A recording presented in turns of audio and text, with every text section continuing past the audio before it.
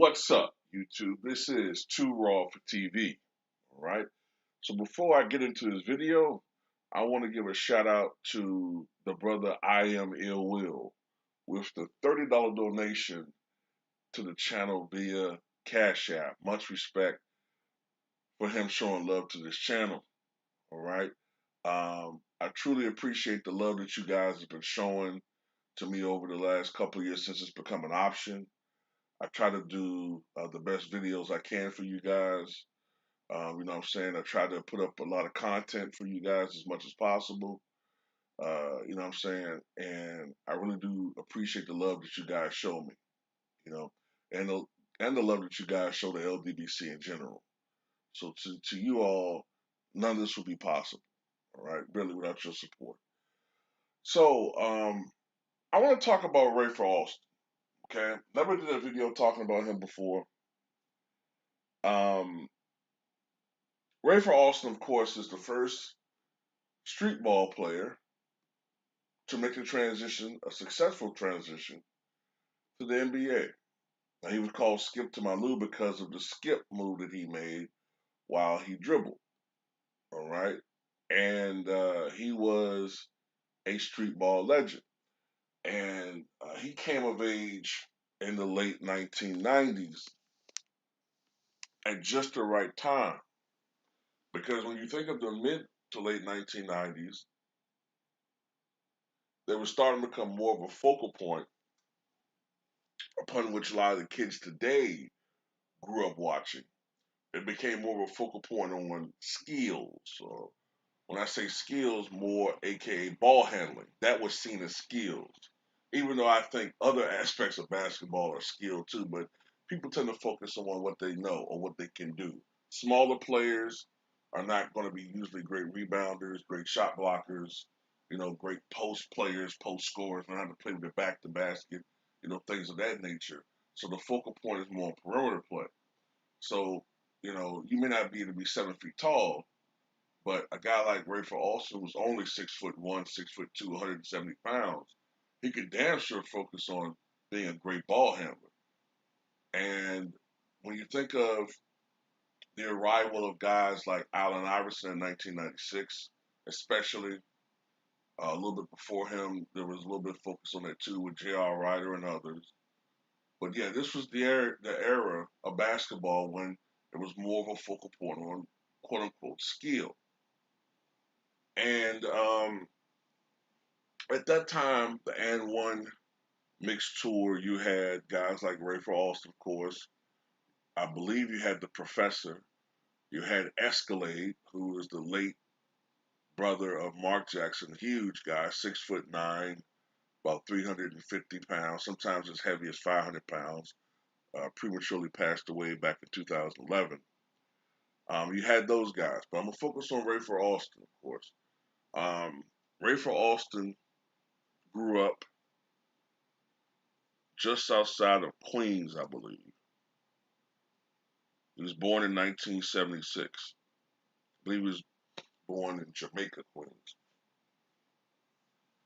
And he grew up, you know what I'm saying, idolizing the street ball players of his surroundings.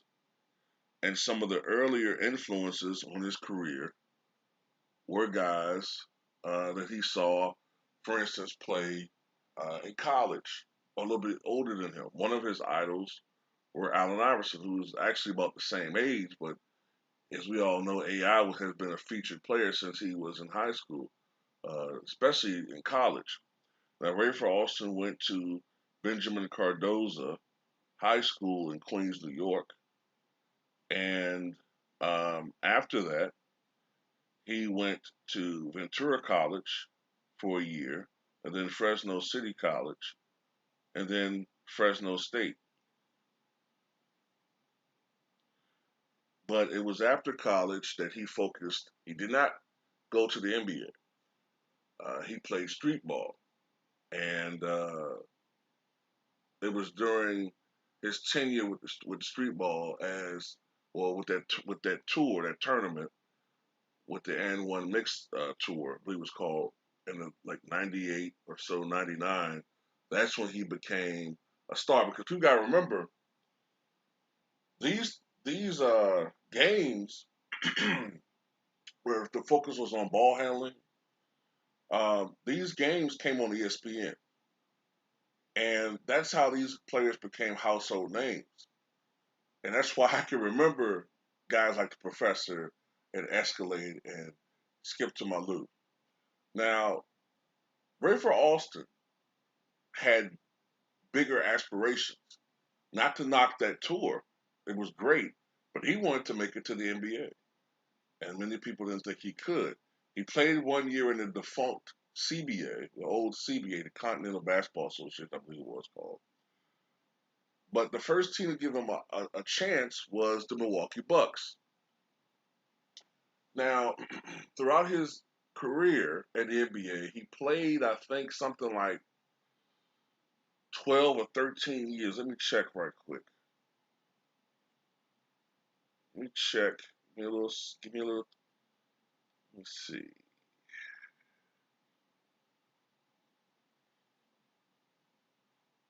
And of course, it says content unavailable when I'm doing a goddamn video. But I know he played for Milwaukee. I remember him playing with Houston. I, of course, remember him playing with Toronto for a spell.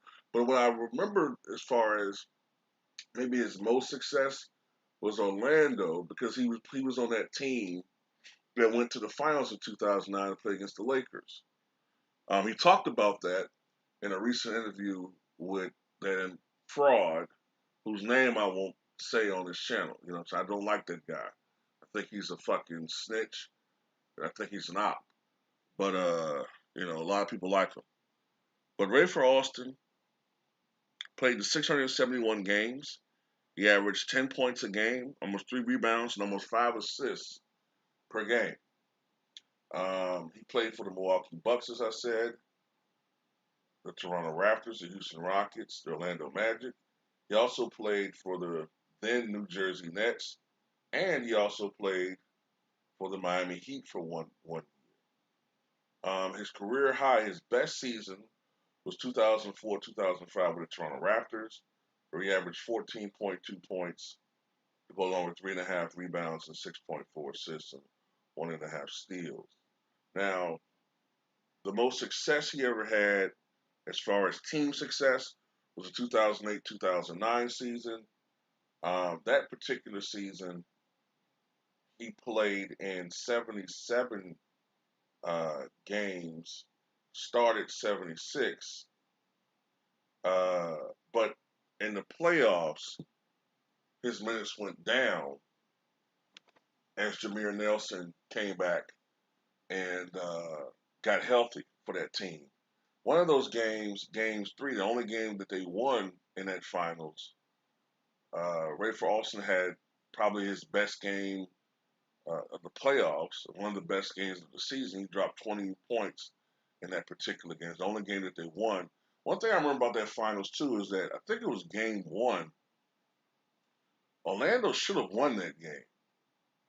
I think that's the game that Courtney Lee missed a wide open fucking layup.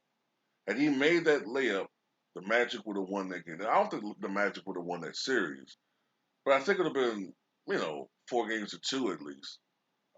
But Rafer Alston, he wasn't a great player by the numbers, but a lot of that had to do with his role. He was a supporting player. He was never going to be a featured player on any NBA team, but he put up solid numbers. He had a really good career. And for a player like Rafer Alston, okay, in the situation that he was in, where he was just looking for an opportunity, and for him to get that opportunity and to be a productive player for over 10 years in the NBA, until he was 34 years old or so, something like that, is a testament to his skill, but also his tenacity and his will. And this is a young man that came from poverty, extreme poverty, Rafer Alston. This is a young man that came from situations where, a lot of people, it's a familiar story. A lot of these guys, you know, grew up without lights, you know, uh, didn't have cable television, didn't have some of the luxuries we have today, where even in the, some of the most don trodden so-called, you know, households, people have PS4s and fives. Didn't have that back then. You know what I'm saying? You had 6, 8, and 12 if you had fucking electricity. You know, um, didn't have some of the incentives that we have today, and these people were hungry. They really. When I say hungry, I mean literally. Some of these kids were hungry as shit going home. Look forward to going to school because you can get free lunch. You know what I'm saying? Um, so that's why you had a lot of guys back then, in my opinion. That's why you had a lot of guys back then who had such competitive and such wills to go from point A to point B, and and it seemed like it was superhuman because these people were really highly motivated. You know what I'm saying? That's why today, well, I don't want to go into a soapbox about that. You know what I'm saying? I don't want to do that. But salute to Rafer Alston for being a legend, for being the first one to pave the way for a guy who wasn't a traditional NBA player that went from prep to pro in the traditional sense. He showed that a player who was a quote unquote street ball player could make it in the NBA. You know what I'm saying? A lot of people say, oh, yeah, these guys look all right against this competition, but can they really stomp with the big dogs? And Rafer Alston proved that he could stomp with the big dogs. So salute to him. He's a very intelligent individual. I agree with a lot of people that recently listened to his interview with that scumbag that he probably should get a TV job somewhere. He's very articulate. He knows the game. He know how to explain something in a in a manner where he gets his point across, and it's not a whole bunch of convoluted nonsense. And you know,